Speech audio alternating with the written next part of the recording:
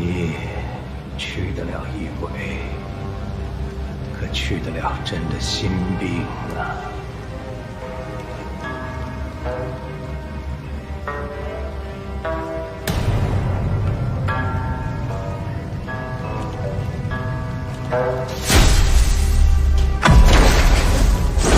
有刺客！有刺客！开！护驾！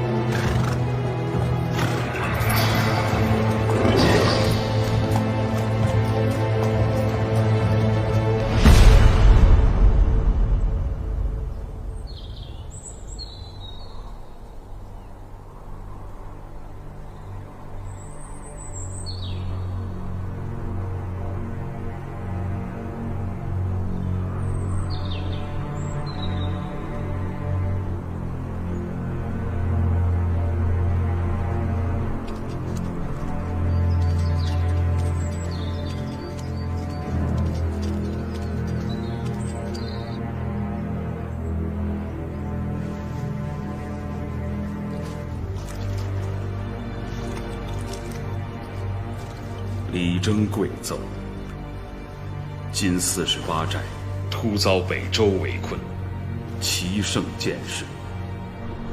北斗首领沈天书亲率大军压境，欲将48寨一举剿灭。吾为48寨首领，与北周势不两立，自当决一死战。无奈寨中甲卒军器简陋，兵不满万。此外，尚有妇孺老幼数千，唯惧寨破之日，牵连无辜，玉石俱焚。今托小女锦荣送信，恳请西境发兵谷中，破曹贼围困之局。臣自当率寨中义士里应外合，拼死一搏，扶起皇上锐剑决断，力争汉阳，顿首锦奏。锦荣，这么着急干什么去？姐。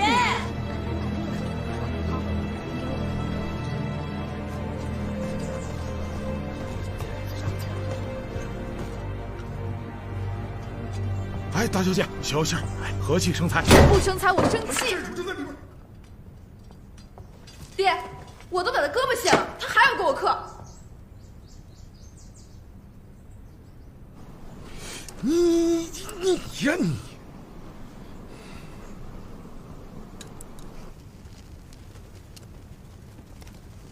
别人对你的情谊，你不要便罢，为何要打断别人一条胳膊？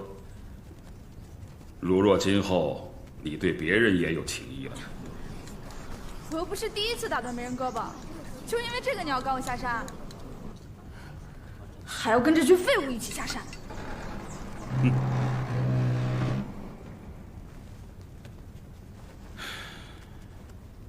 有师傅知分寸，有敌人知高低。如今你毫无分寸，不知高低，我教不了你。你把这封信带到金陵去。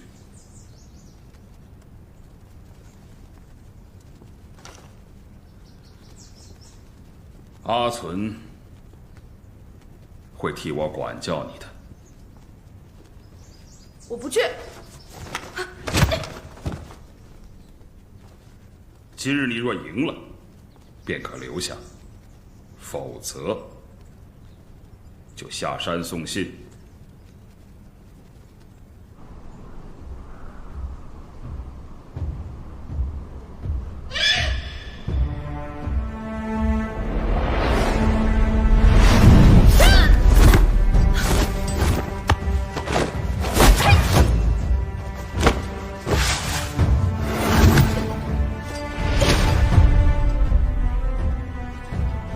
沙砾的如今，就是高山的过去；你的如今，就是我们的过去。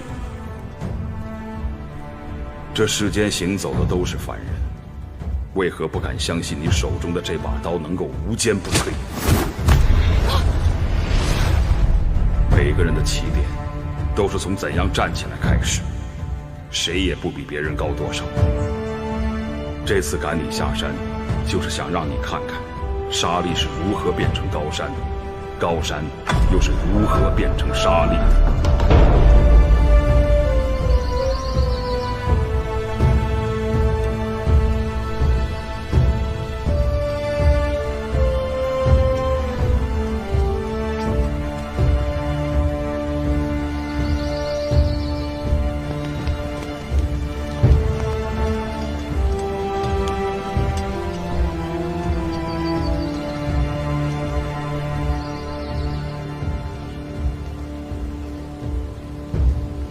放这大路不走，爹为什么非要我们走小路？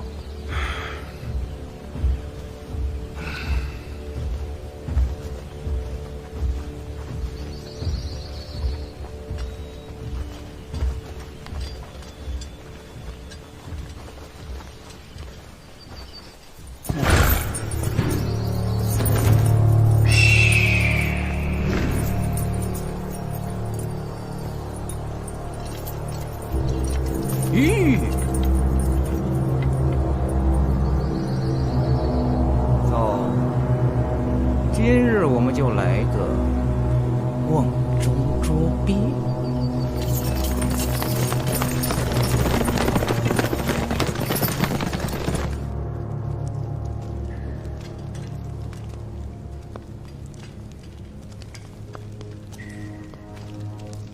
这是什么地方？这是去哪儿啊？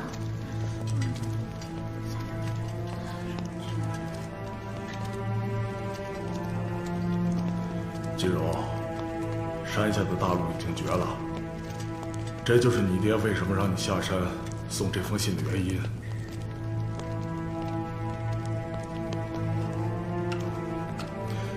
哎，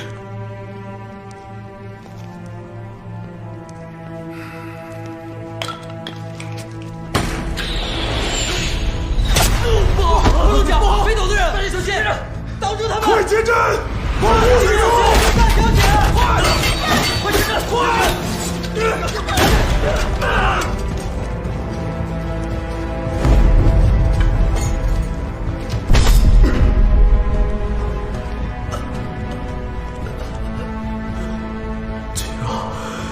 我知道你不喜欢，但我怕让几个更好的给你。这个你先拿着。苏小飞，小飞！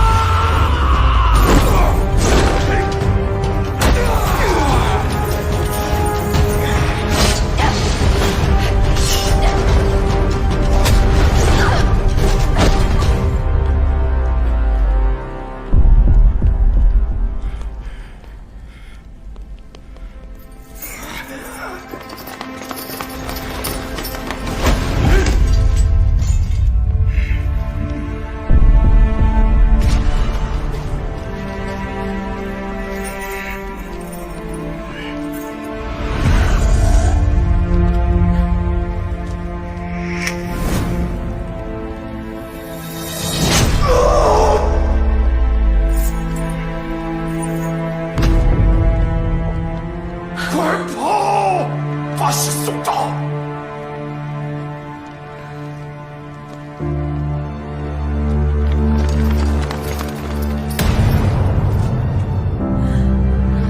宋师叔！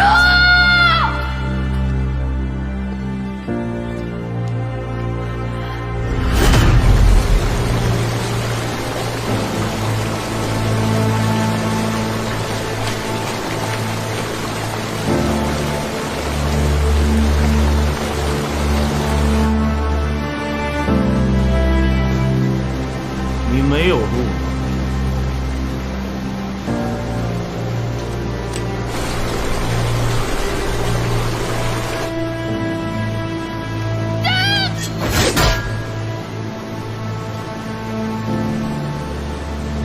你就是北斗之首沈天书。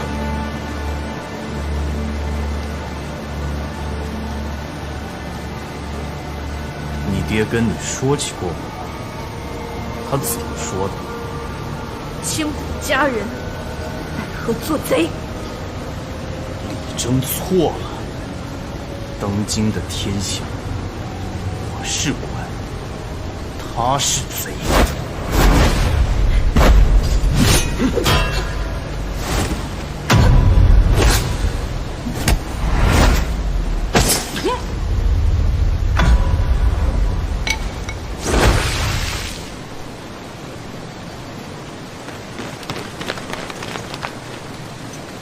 枯荣手，断九娘。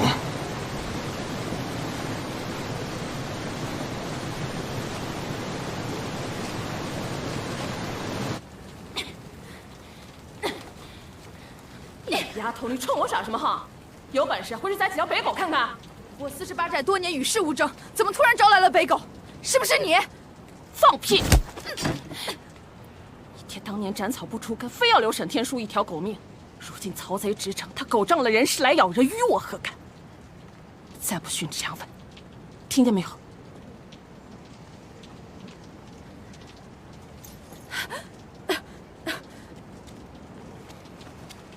你这人呢？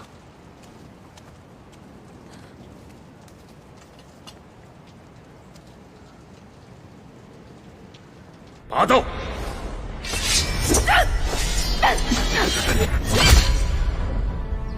你在看什么？给我看看！我要去金陵。你放他娘的屁！你去什么金陵啊？现在山下全是北狗，你不知道吗？我带你去找你爹，一起杀他个片甲不留！今日，我爹突然把我叫到房中，说要和我比武。我以为他是想教训我，现在想，他是在托孤。他故意让我赢他，是为我立位，让48寨青年才俊安心跟我下山。爹，我赢了，可惜我竟以为自己倒反成了。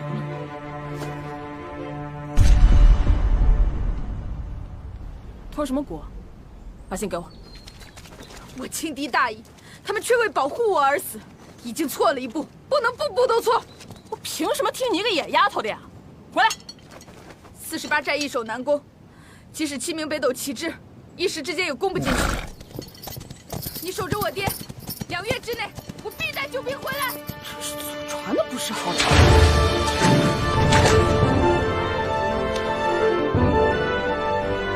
你的刀太急，还得磨。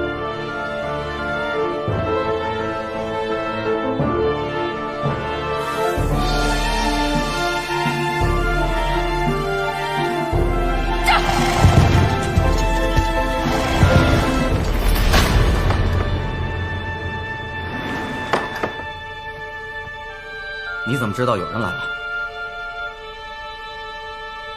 臀上六，乘马班如，气血连如。故人到访，有缘则度。但是那个沈天书可不是个什么善茬，若在你的奇门遁甲阵里被拦得太久了，怕是会放火烧林。水里泛青苔，天有风雨来。它烧不起来。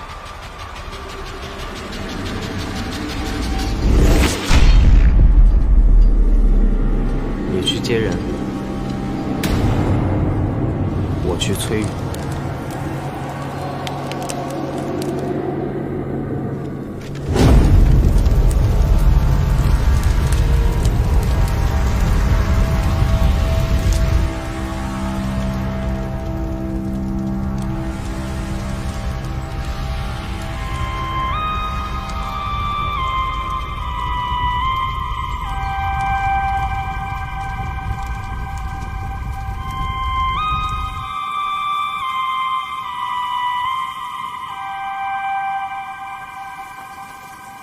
大人，你看这石头，小的每跪一次，就在上面刻一道痕，这都已经第12道了。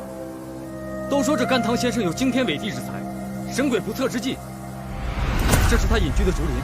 大人，我们点火！擅闯者死！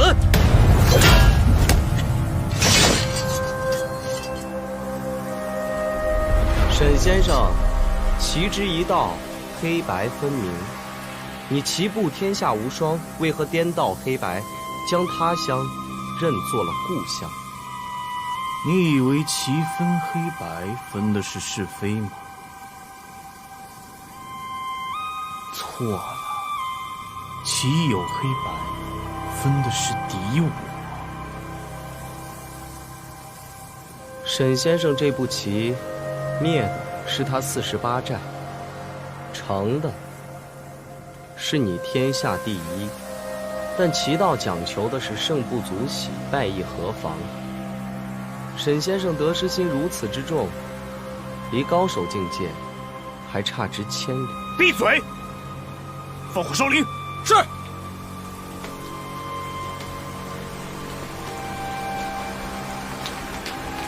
拿火把。报！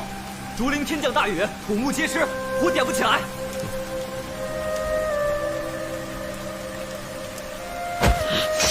放心，3个弹指间，他自会退。3、2、1。报！陛下有要事，召大人速速回京，不可耽搁。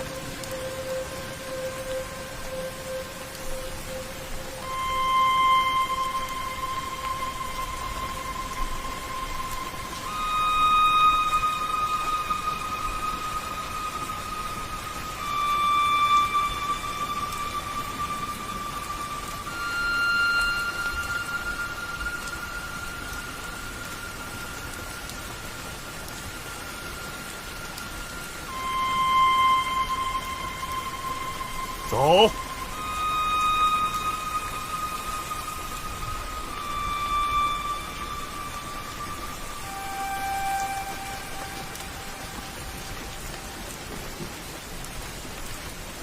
神救回来了。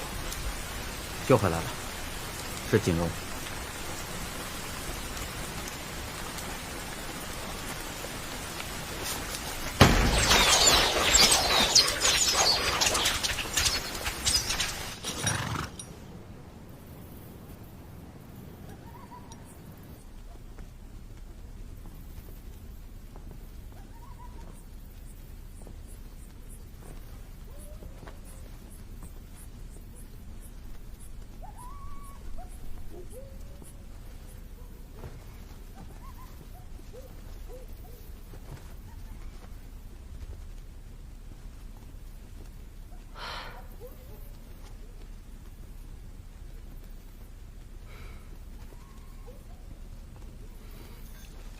我朝西迁以来，边境一带大战小仗，3年来打了上百场。陛下年纪尚幼，我朝根基不稳，民生多艰，只得不重兵于长江沿岸，防北周铁蹄西进。曹仲昆命北斗围攻48寨，意在府邸抽薪。我朝本就已力不从心，一旦我们顾念旧情，调兵相救的话，北军便会趁虚而入，到那时，便是天下末路，实乃爱莫能助啊！西晋立国之本，原不在兵将，而在正统。如今，天下百姓遭难，西晋视若无睹，视为忘恩。48寨遇险，西晋见死不救，视为不义。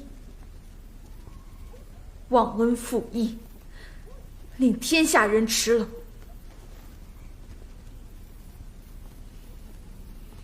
又谈何正统？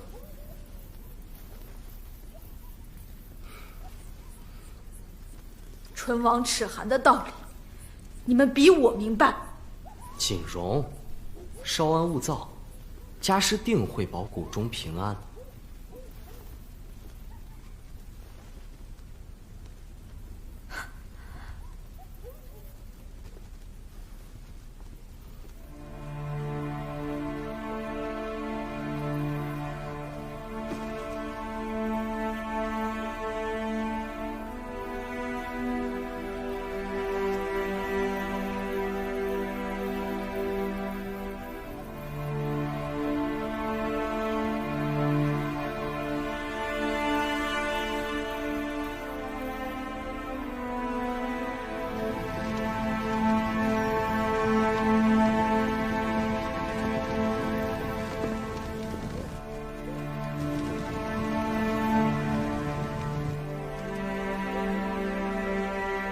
平安就算了吗？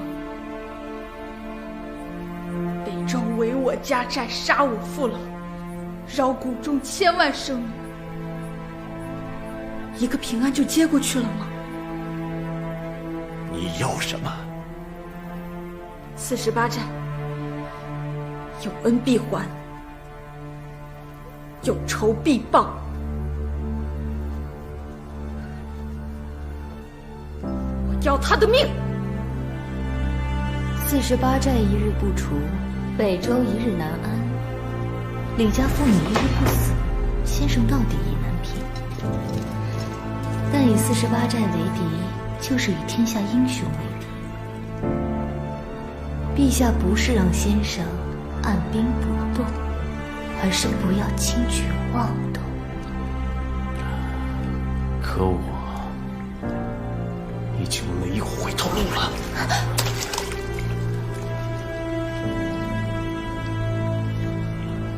10年磨一剑，双刃未曾试。每一把兵器都有它自己的宿命。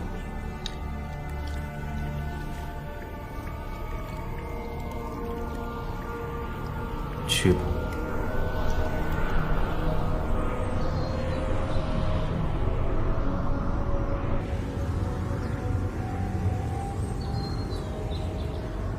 北周恭敬森严，民间女子得以接近皇上的唯一机会，便是选秀入宫。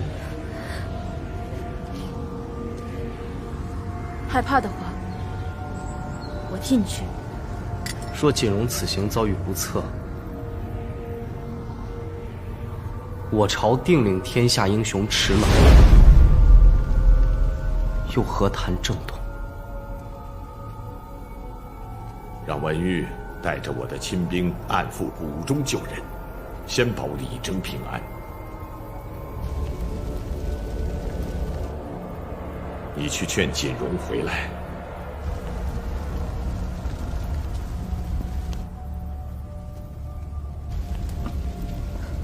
进了宫以后，身子就不是你自个儿的了。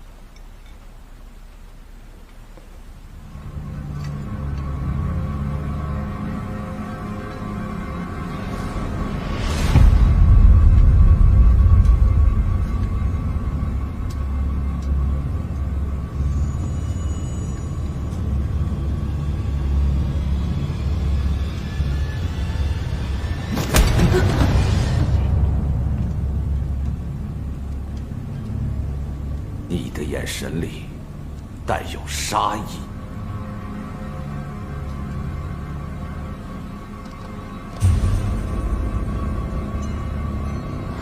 不过我喜欢。宴后来我房间。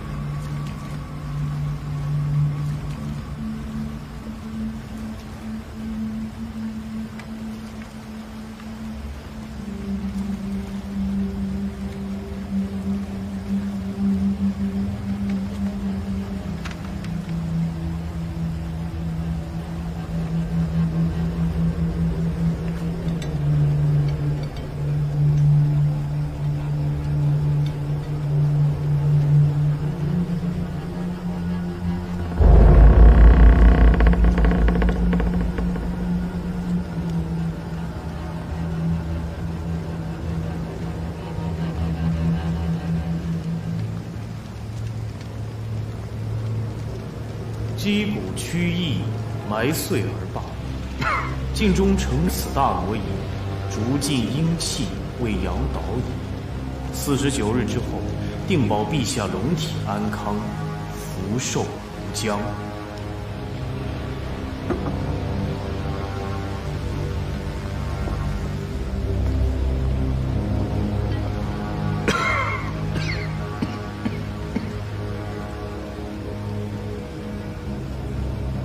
这大挪移去得了异鬼，可去得了朕的心病啊！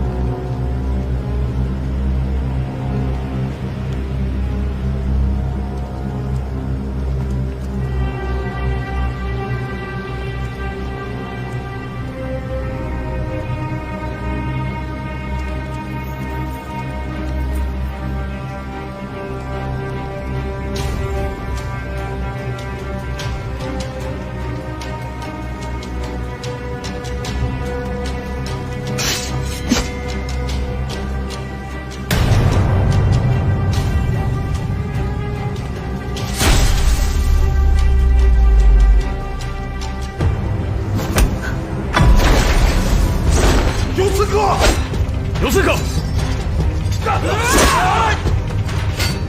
滚开！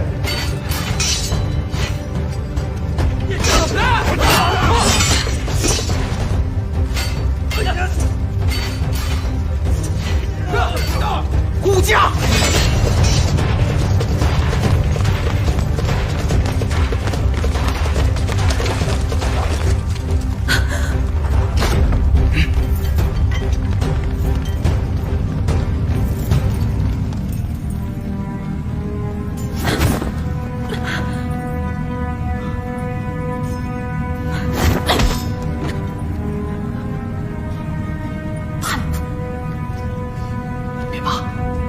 这一下拔出来，我性命不保。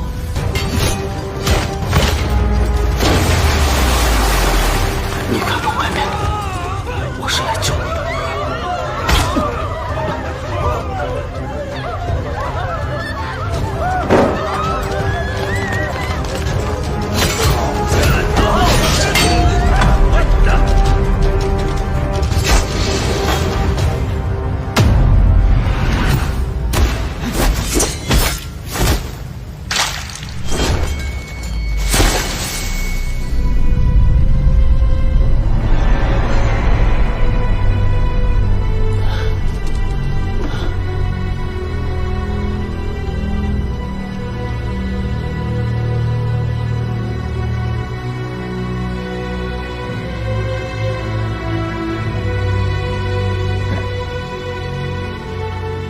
这戏好。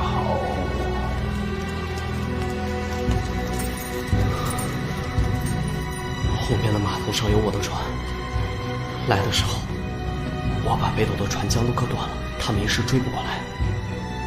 那你呢？你先走，别管我。不行，我48寨有恩必还，有仇必报。你今天救了我的命，我必须还。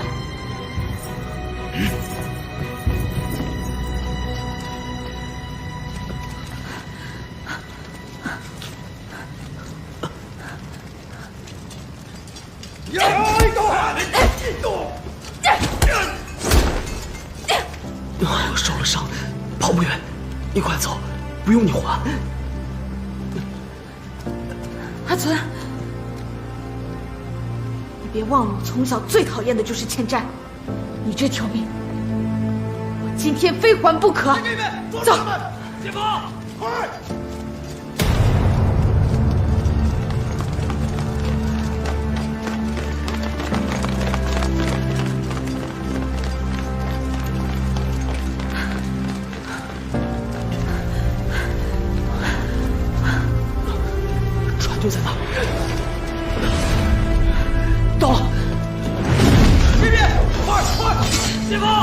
关大门！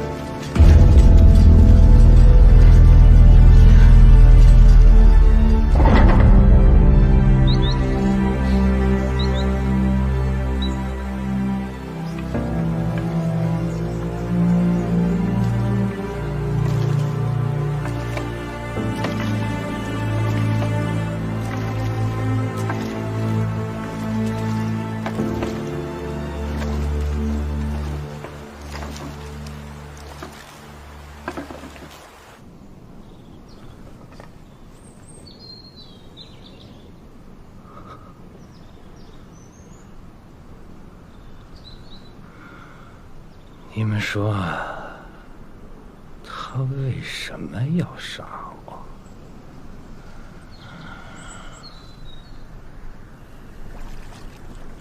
什么龙体安康，福寿无疆？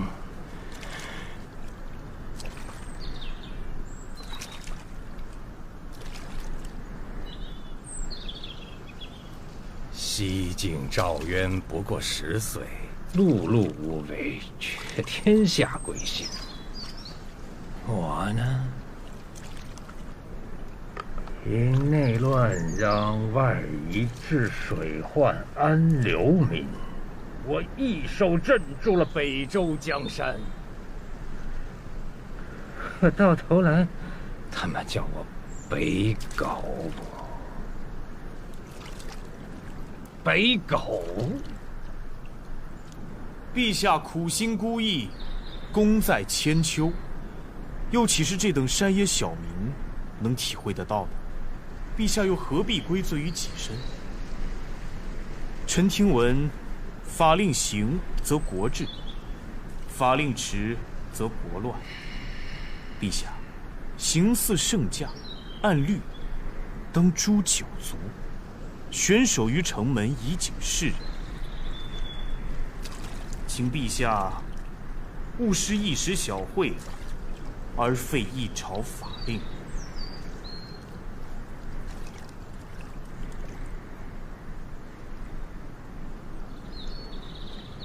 查。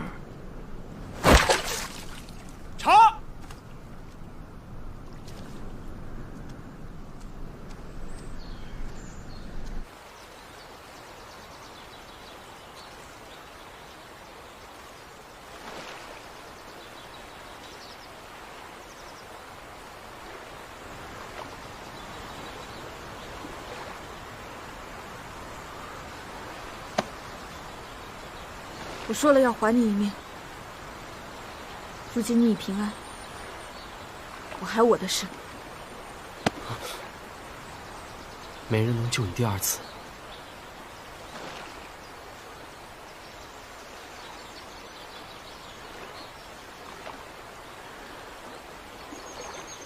你本不必来救我。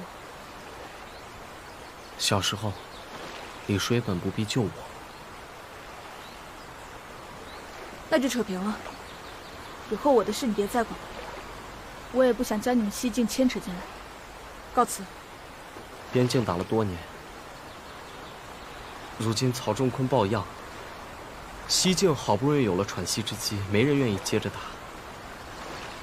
如今沈天书于48寨之下按兵不动，我们回去从长计议，事情定有转机。我书读的不多，但爹讲过一个故事，我倒一直记得。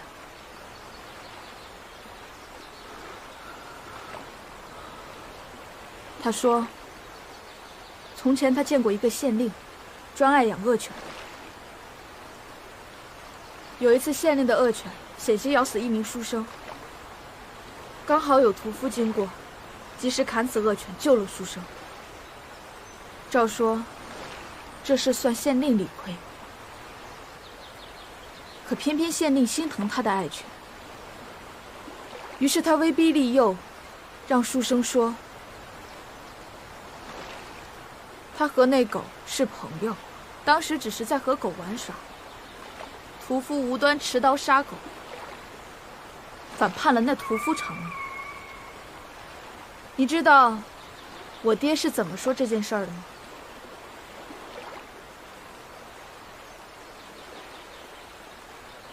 仗义每多屠狗辈，负心最是读书人。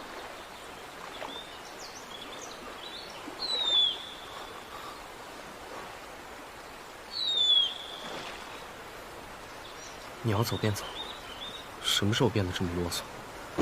不只因我儿是你爹救过我，还你一次。你赶紧走吧，让人看到我朝的丞相门生和一女刺客在一起，有辱师门。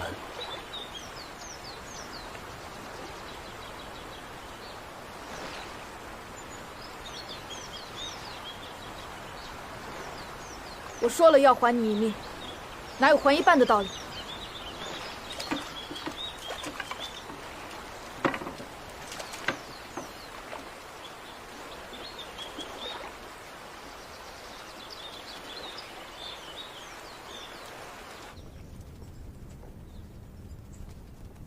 陛下，这是48寨独有的兵田。自古以来，如以文乱法，辖以武犯禁。如今江湖人士为48寨马首是瞻，48寨一日不除，刺客宵小便一日不能绝。陛下，斩草须除根呐！请陛下准我出兵，荡平48寨。荡平48寨，你是让朕与天下英雄为敌呀！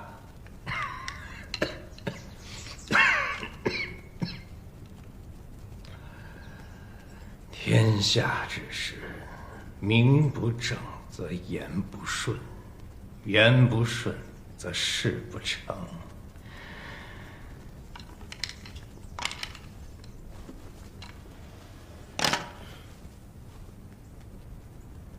他力争一世清明，你凭一根发簪就要绞了他，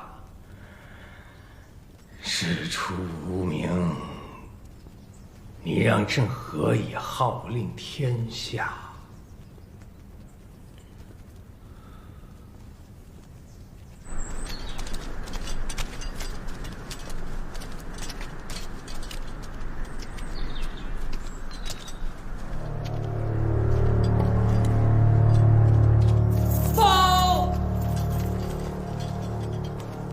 殿中发现异物，一位刺客遗落。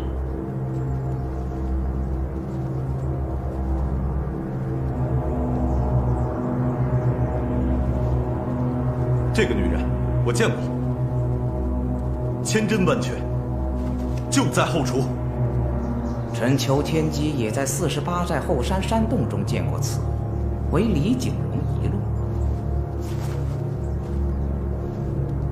陛下，此女正是48寨匪首李征之女，李景荣。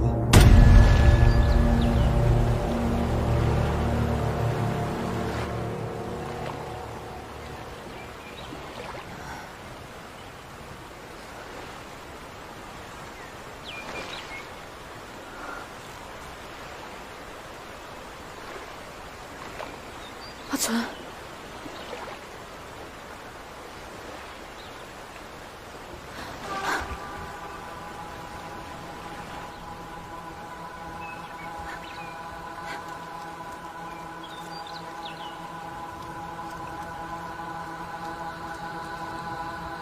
阿存。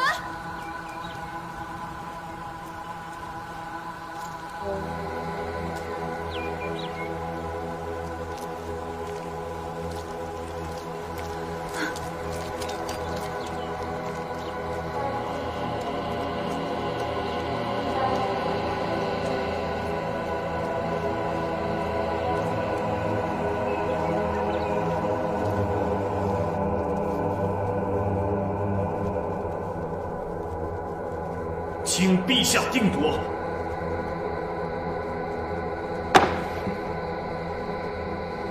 雍平年间，朕还未登基，斩了朝中几个逆臣，一时间人心向背。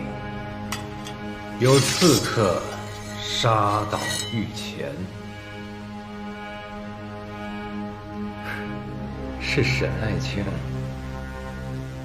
替朕挡了这一刀。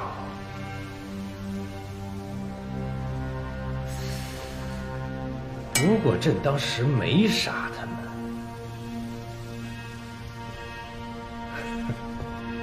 沈爱卿一片赤诚，如朕必罢。这次不要让朕失望。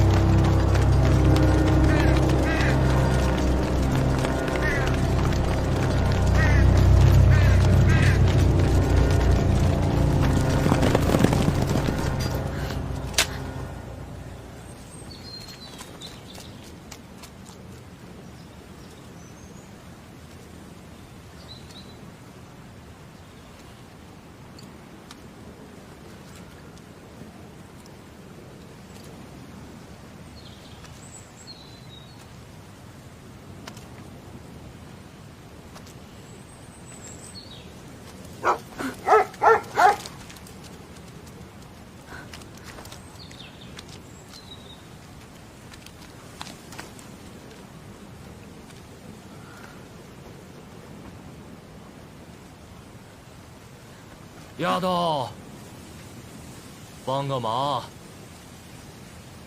在这儿呢。过来，帮我把头埋上。你有没有看见一个病书生？他去哪儿了？你帮我把头埋上，我就告诉你。我埋上了，你还怎么告诉我？我告诉了你，你不埋我可怎么办？何必那么费劲？想死，我一棒子敲死你岂不方便？万万不可！你杀了我，我师妹会杀了你的。疯子！你别走！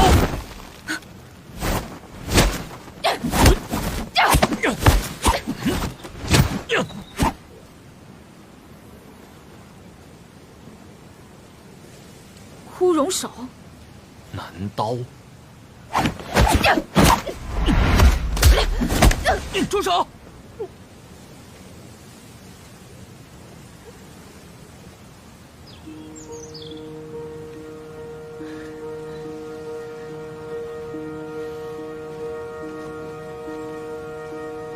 这位段大侠救我上岸，将我带入村中。他是段九娘前辈的师哥，也是你父亲的老朋友。枯荣手，一枯一荣，相生相斥。段大侠练的是荣劲，因无枯劲加持，心脉受损，日渐疯癫，滞留在了这村里。机缘巧合，竟救了你我一命。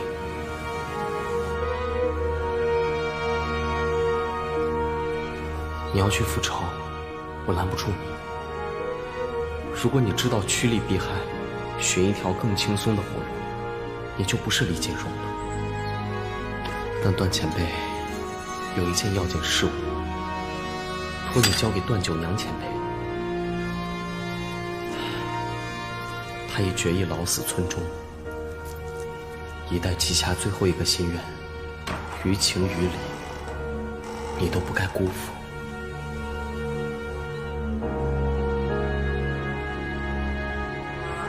献祭你已平安，告辞。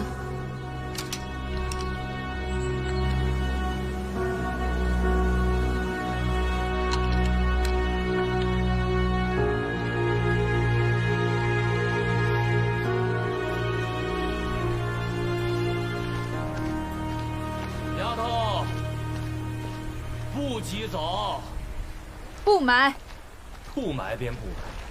我一生杀人无数。还埋不了我自己吗？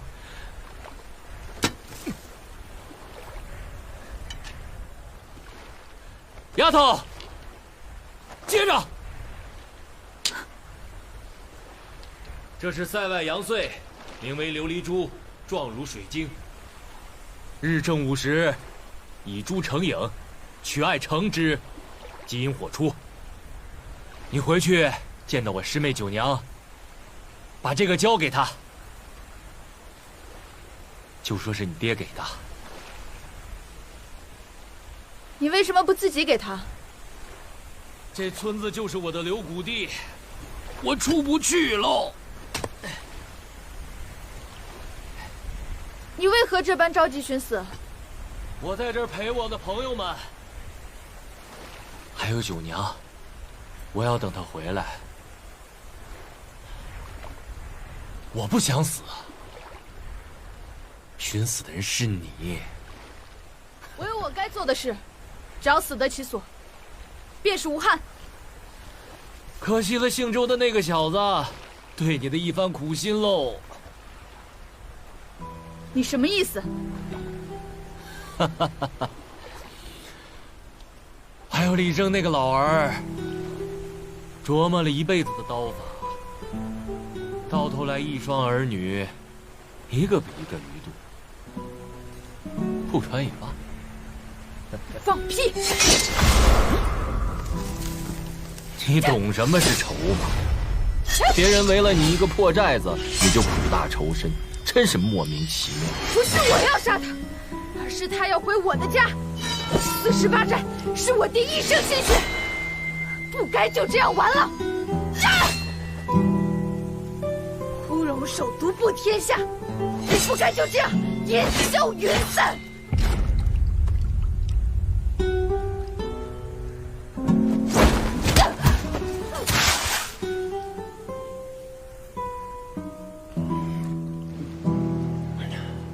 你爹难道没告诉你，什么是置之死地而后生？你的刀还没成，管他成与不成，杀了曹仲坤就成。你可知道这村子里有多少坟头吗？413个，我每天都会数一遍，因为他们都是我害死的。1年前我南下来寻师妹，路过这江流村，见北周苛政如虎，我便杀了他们的官员，将村里的卫兵通通给赶走了。1个月后，等我再回到这村中时，才发现由于无人把守，村子被流寇洗劫，土木灾际。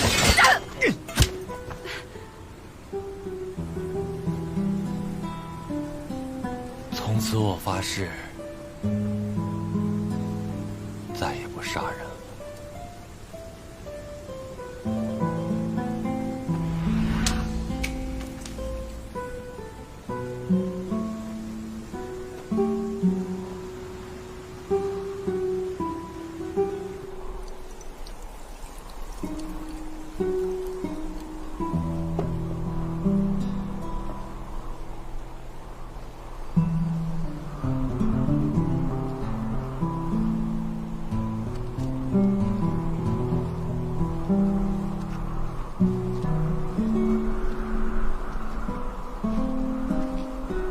丫头，我不过杀了1村之长，你若杀了1朝之主，这天下又该当如何呀？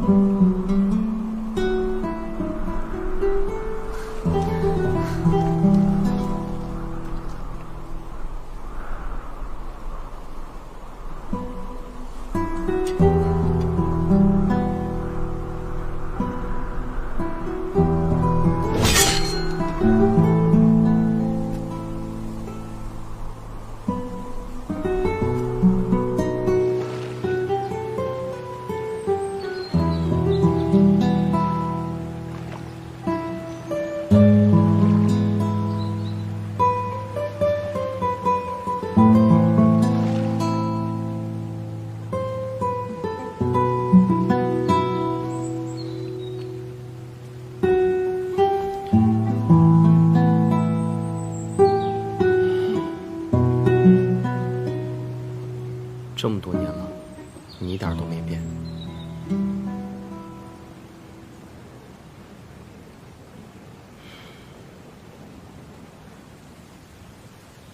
还记得48寨后山上有个狼窟吗？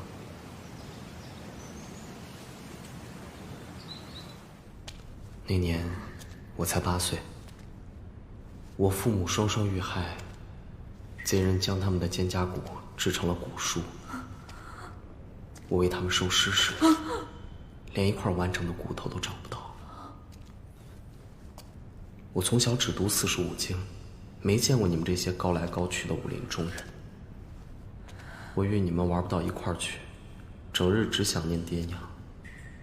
直到有一天，他们将我骗到后山的狼窟里，在黑暗里，我又见到了爹娘肩胛骨制成的那把骨梳。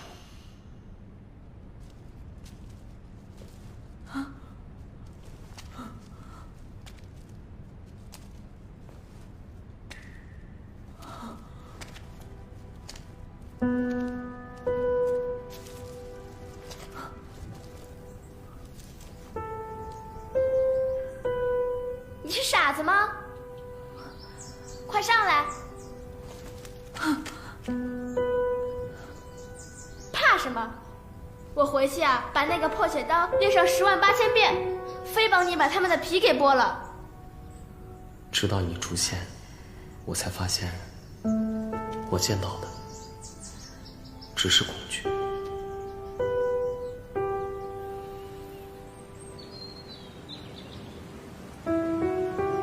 那个时候，我就觉得你天生与众不同，根本不知道什么是害怕，好似没有那根筋。但这次见你，我感觉到了，你有了顾忌。我怕什么？不妨我们打个赌。这前面就是悬崖，你要是怕了就喊停，跟我回金陵。我要是不怕呢？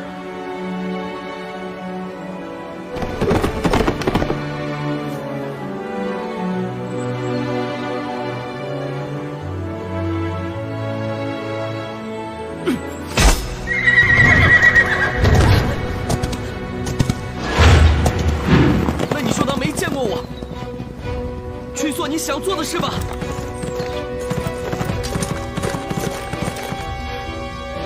停！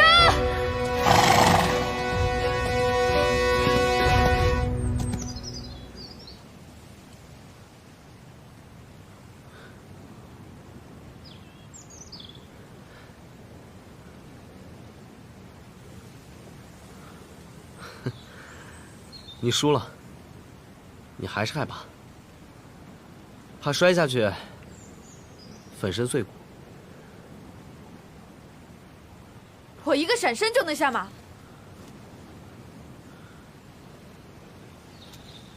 那你怕什么？你，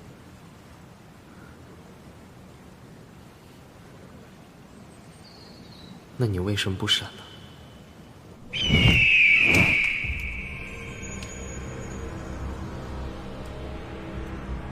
看来李景荣就在附近呢。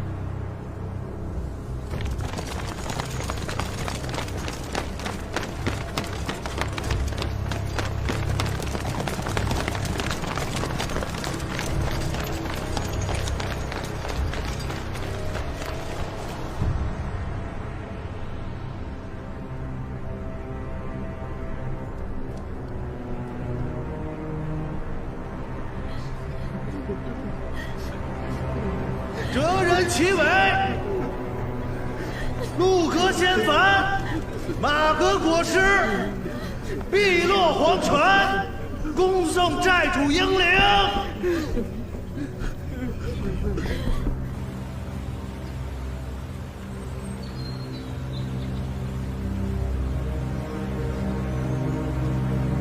小时候，我爹说，当我的眼见过天地山河，心装下万古星辰，刀才可能成。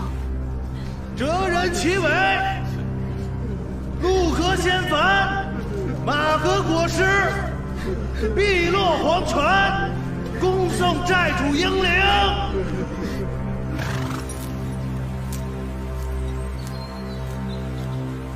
下山后，我见到的沧海横流，四野鬼哭。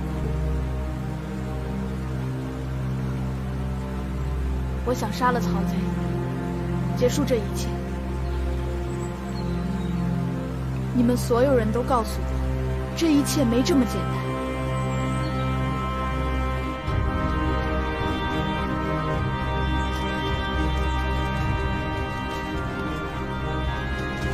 当年，我爹死于党争。李师叔接我回48寨前，带我看了一夜的朝。我才知道，生老病死，万物枯荣，不过轮回。曹贼也罢，正统也罢，在万古青史中只是过眼云烟，真正不朽。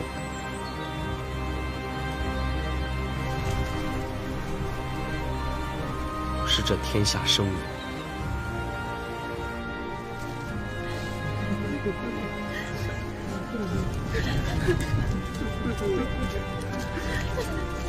段前辈，山下全是北斗，这真是送死啊！段前辈，我就这一条命，杀一个是一个，杀一双赚一双。金龙还在山下，方少剑告他爹死了，赶紧回来复仇。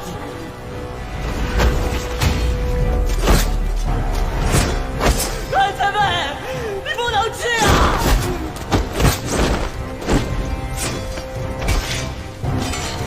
在山上时，只觉得自己天下无双；下了山才发现，自己不过井底之蛙。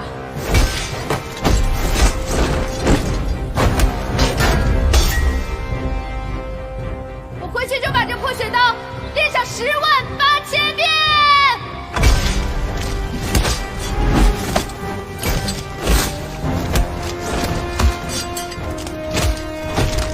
愿赌服输，走吧，我们回家。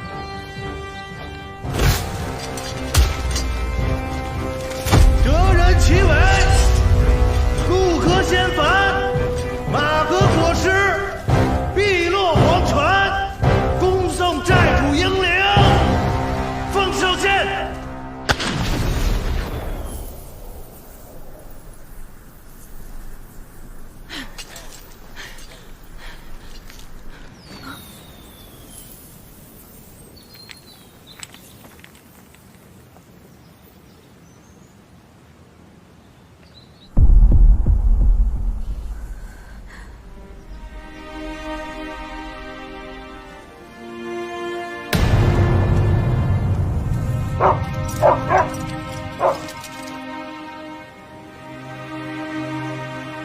锦荣，跟我回去，我们从长计议。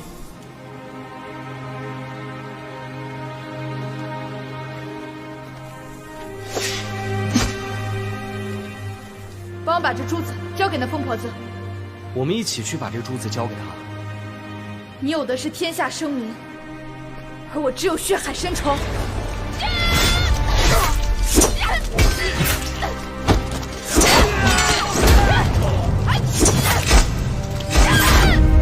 我知道我劝不住你，答应我最后一件事情，将这颗珠子带在身上，有朝一日，你亲自交给九娘。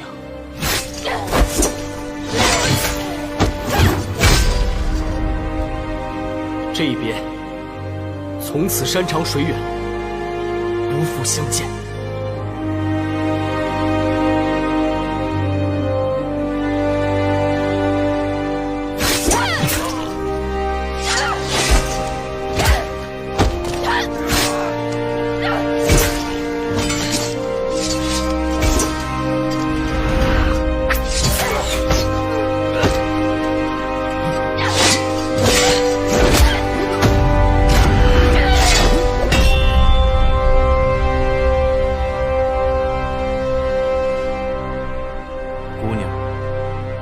又见面了。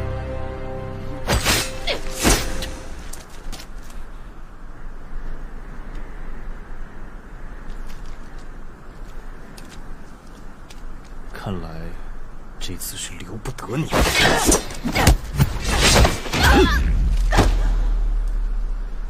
上一次有段九娘救你，这一次还有谁？还有我！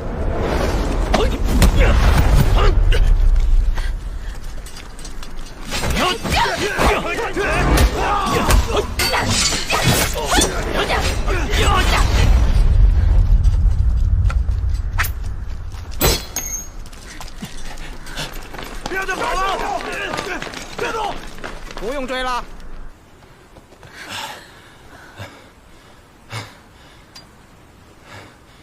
杀剑道的北狗，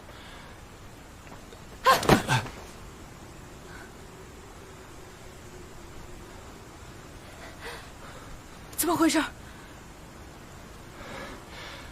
好你个连针，满身是刺。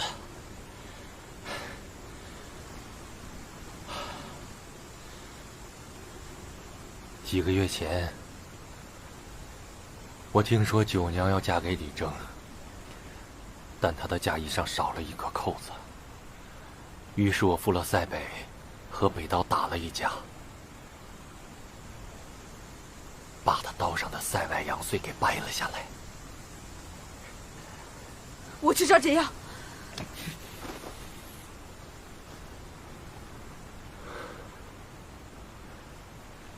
我找来的主子，他肯定不喜欢，你就骗他，说是你爹给他找来的。他常骂我颠三倒四，我要告诉他你见过我，让他以为他师哥还在关心逍遥快活好了。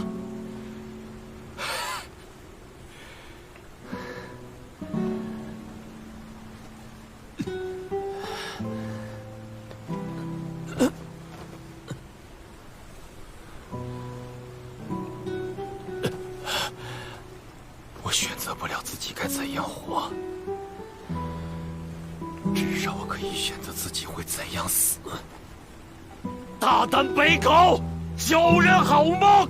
珠子，有本事你自己给！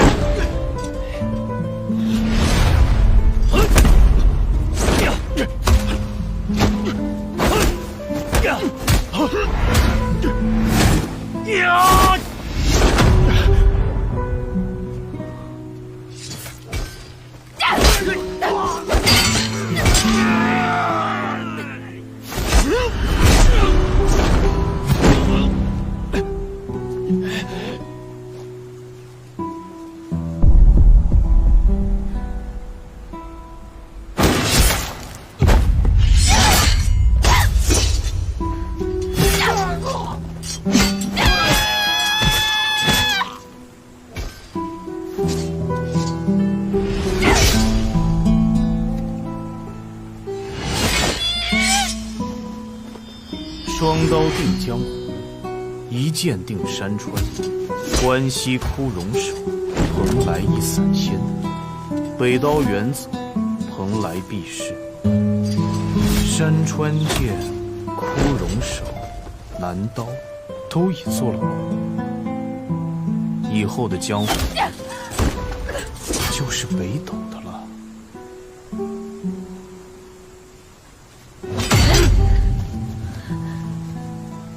再也不杀人，我做到了。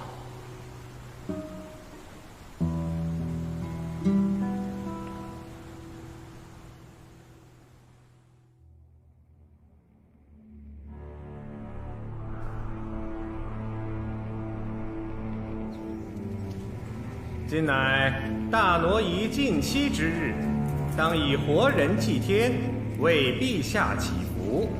这48寨女刺客便是最好的祭品，引其鲜血，付于龙脉正殿宗位，保龙体安康。今助逆贼之时，偶得塞外阳岁一枚，此宝珠可顺天地，合阴阳，调四时，理经脉，乃天地阳气之源。陛下洪福，得此一宝，必将康健，万寿无疆。午时已到，开祭。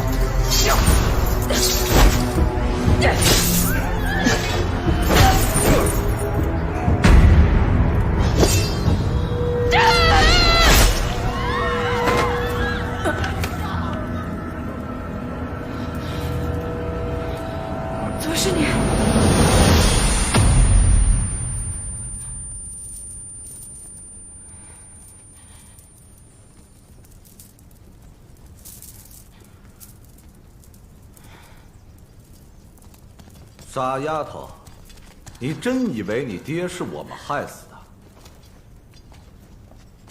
你怎么不好好问问他？他们说的没错，我少年成名，因此得罪了不少人。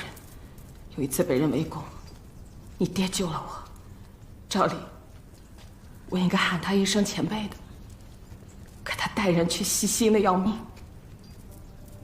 我喜欢他，他却知道我是胡闹，说什么忘不了忘记。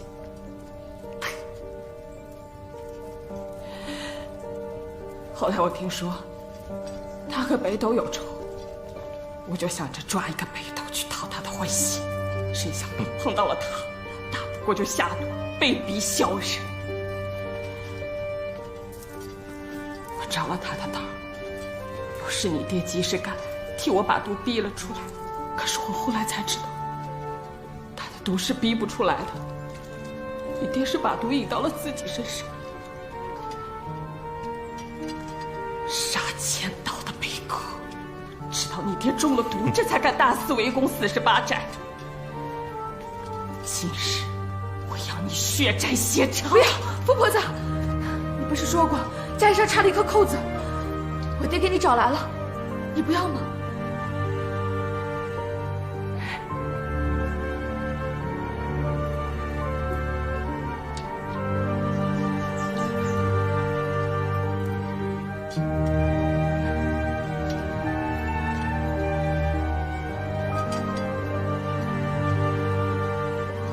我就为了让他多看我一眼，我就一门心思地琢磨起他的刀法。我想自创一套功夫，专门克他，最好能把人强抢回来。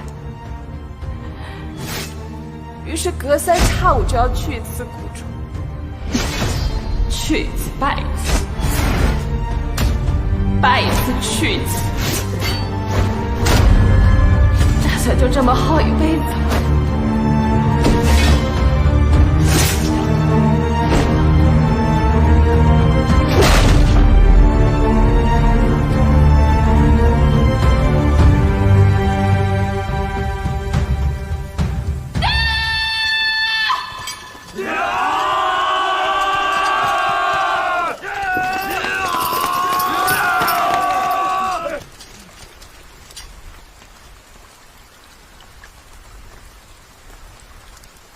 人心无算处，国手有疏时。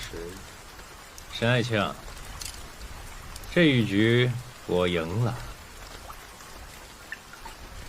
陛下神算，臣愿赌服输。臣这便去传旨。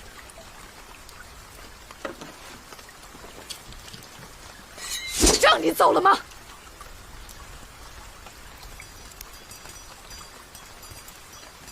今日，朕与沈爱卿赌了一局棋，赌他今日斩不了你。若朕赢了，他便要把这圣旨传了。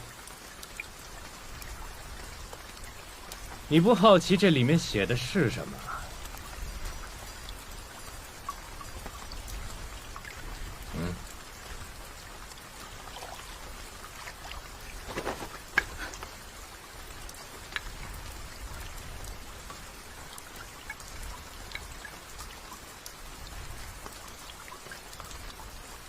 退兵48寨。48寨人心所向，我北周弓进再严，也挡不住天下英雄。更何况你48寨尽是忠义之士，朕敬重你们，怎么会杀你们？走吧，带着朕的旨意回家去吧。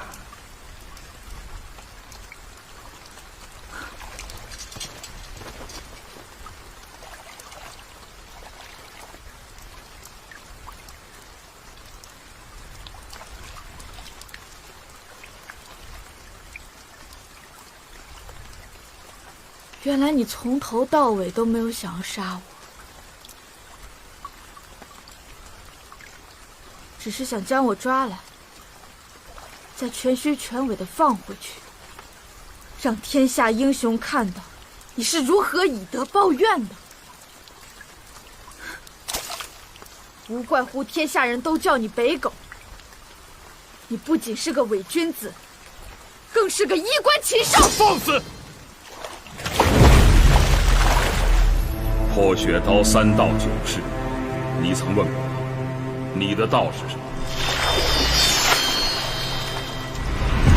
从前我不愿意告诉你，是不想让你一生都在刀头嗜血。其实江湖一点诀，说破不值钱。武学一道，就是你死我活。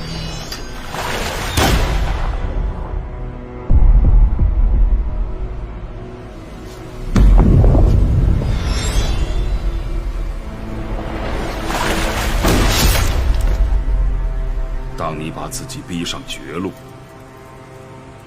发现除了手中的刀，再没有什么可依靠的了，到那时，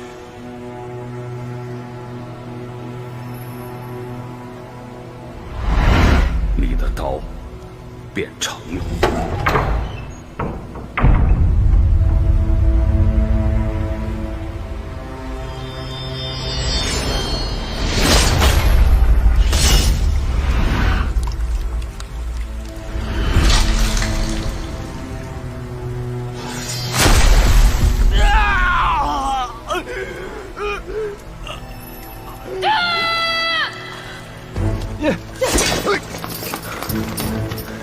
我爹死了，阿存也没了，宋长跟小飞段大郎都不在了。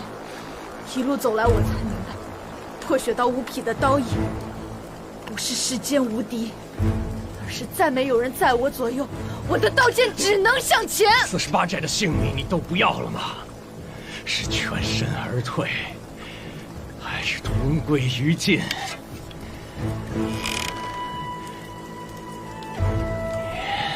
自己选吧。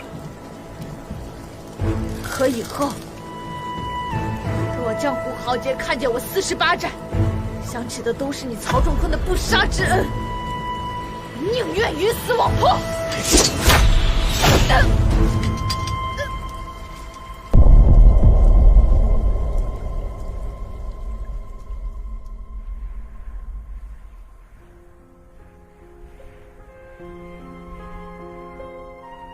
丫头，你看，这是北刀刀本上的塞外洋穗。你爹一直最知道我喜欢什么。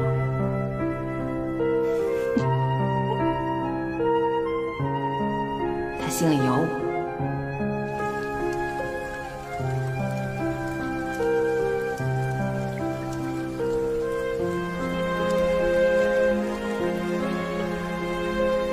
恭喜！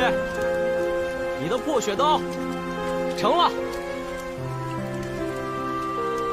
曹仲坤，是全身而退，还是同归于尽？啊，你自己选。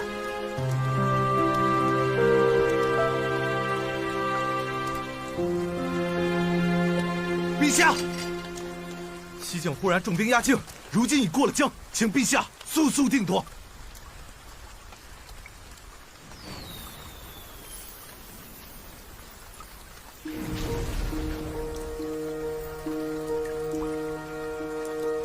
我以前有一个师哥，他告诉我，世上最难，莫过于两情相悦。难上加难，便是长相厮守。锦荣，你不是被他放出来的，而是我周一堂亲手赢回来的。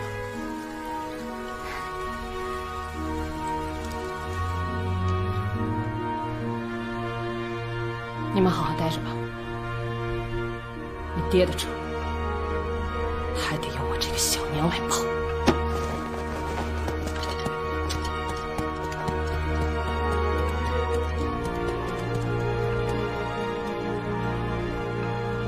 我到底没告诉他，万千繁华，一指流沙，何处是我家？你不回去了？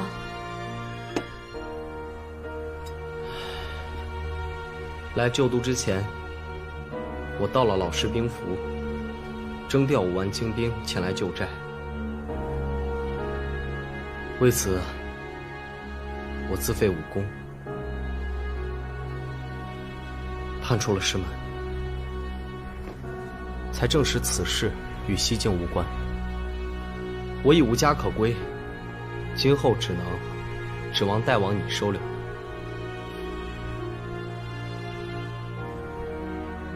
我48寨可不养闲人。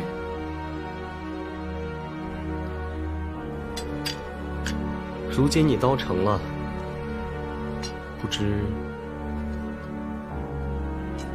我有没有这份荣幸，做你的刀鞘？